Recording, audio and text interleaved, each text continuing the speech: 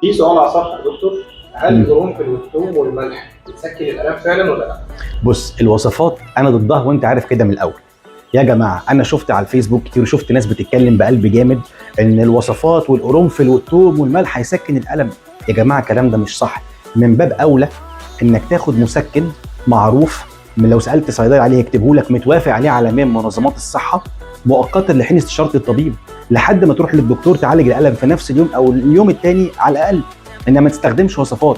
القرنفل يا جماعه لو بنتكلم عنه، القرنفل دي ماده مفيده جدا للاسنان، ومعظم حشوات الاسنان وخامات الاسنان داخله فيها ماده القرنفل، ولكن بنسب معينه. الحاجه لما تزيد عن نسبتها ممكن تسبب مشاكل، زي السكر كتره غلط على الجسم، الملح رغم انه داخل في كل الاكل برضه غلط على الجسم.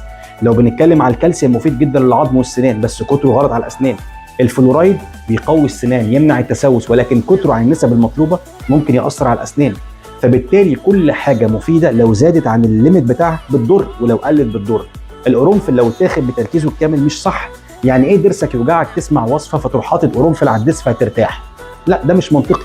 انا شايف انك تاخد مسكن من اي صيدلي او من اي صيدليه او اي مسكن عندك في البيت، ما شاء الله الناس عندها كلهم وعي، لحد ما تروح للدكتور.